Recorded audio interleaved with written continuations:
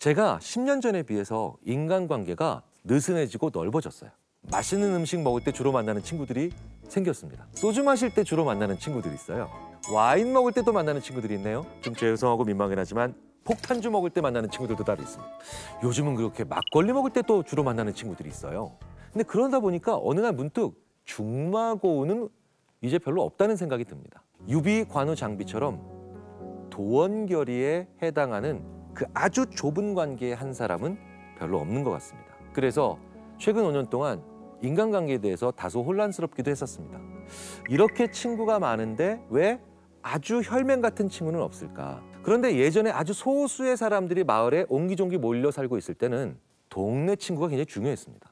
하지만 요즘은 동네 친구에 집착하잖아요. 그러면 그 수많은 일들을 할 수가 없습니다.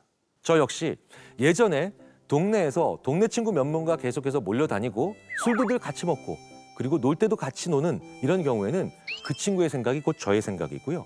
저의 생각이 곧 그 친구의 생각이니 우리의 생각이 사회의 평균적인 생각과 좀 동떨어지고 있다는 느낌을 가진 적이 있어요. 그런데 이렇게 다소 느슨하지만 다양한 사람들을 만나다 보니까 저는 어느 순간 그 사회의 평균적인 생각을 알게 됩니다. 그리고 느슨하지만 다양한 사람들을 만나서 이 사회의 보편적이고 평균적인 생각들이 어느 지점에 있는가를 아는 사람들이 개소리에 당하지 않고 또 개소리를 잘 하지 않는 걸로 나옵니다. 왜냐하면 비합리적인 신념이 생기지 않거든요. 우리는 앞으로 다양하지만 느슨한 관계로 갈 겁니다. 지금은 예전에 그 시골 마을에 해당하는 인간관계의 법칙에서 다양하고 느슨하면서도 폭넓은 이런 관계로 가는 일종의 과도기의 시기라고 생각이 듭니다. 유비, 관우, 장비의 도원결의형 인간관계가 진짜 인간관계고 이것만 인간관계라고 집착해버리면 우리는 점점 비합리적인 신념에 계속 매몰될 수밖에 없게 됩니다.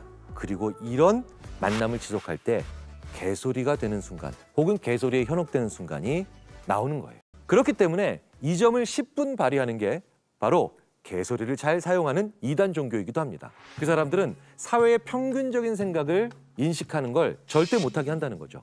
그러면서 자기가 만나는 그 혈연적인 사람들의 아주 극단적인 생각들만 계속해서 믿게 만드는 것, 그리고 그 생각이 바로 개소리, 이런 악순환들이 만들어지는 것이 바로 이단 종교입니다.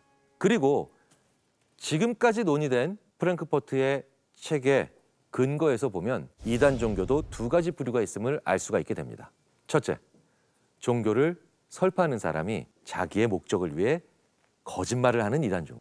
그리고 두 번째, 설파하는 사람도 진심으로 개소리를 하는 이단 종교. 당연히 두 번째가 더 무서운 경우겠죠.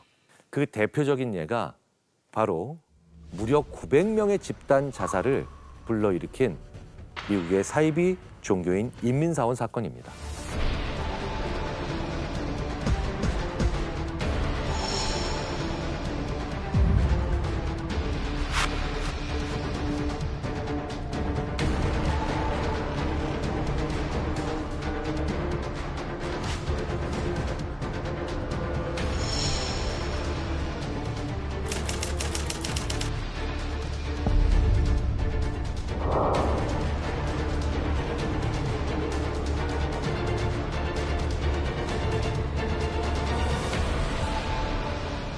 도대체 그가 한 개소리는 뭘까요? 죽음은 단지 잠든 상태일 뿐이다. 당신은 죽더라도 살 것이다. 살아서 믿는 자는 절대로 죽지 않을 것이다. 핵폭발로 인류가 멸망할 것이고 나를 따라야 살 수 있다. 여기에는 어떤 특징이 있을까요? 일단 사람들이 드러내기 어려운 욕구를 굉장히 잘 자극하는데 거기에 더해서 단어 하나하나가 심오한 단어들은 많습니다. 그런데 이 심오한 단어들이 무의미하게 연결되면 사람들은요, 꽤 많은 경우 그 단어가 심오하다는 이유만으로 거기에 혹하거나 아니면 거기에 몰입하는 경우들이 있다는 거죠. 미국에 소위 말하는 볼시트 제너레이터, 즉 개소리를 만들어주는 그런 재미있는 사이트들이 있습니다. 그런데 이 사이트들에서 버튼 하나 누르면요, 그냥 아무 얘기나 심오하게 만들어냅니다.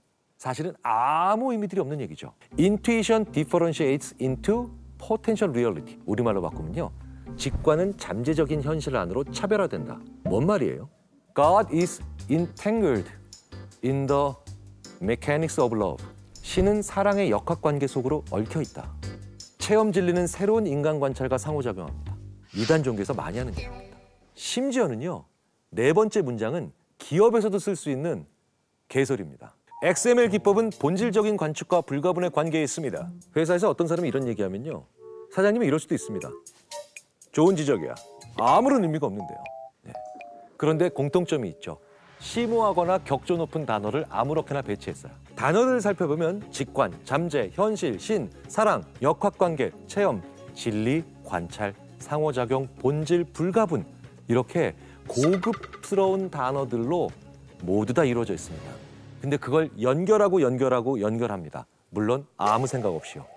그러니까 더 멋있어 보이는 겁니다. 그런데 이 단어 자체가 어떤 사람들한테 더 익숙할까요? 교육 수준이 높은 분들에게 익숙하겠죠?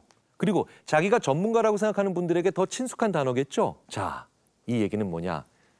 오히려 이런 분들일수록 저 말도 안 되는 개소리를 어떻게 해서든 이해하려고 한단 말입니다. 내가 저 단어들은 친숙하니까요.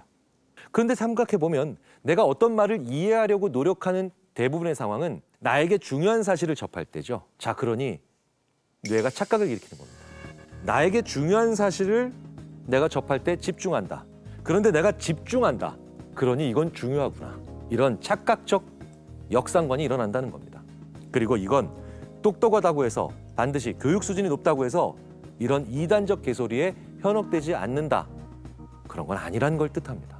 교육 수준이 높다는 건요, 특정한 개념이나 특정한 개별 단어에 대한 친숙도가 높다는 것뿐, 그걸 연결하는 건 그때마다 다른 일이거든요. 그렇기 때문에 교육 수준과는 상관이 없다는 겁니다.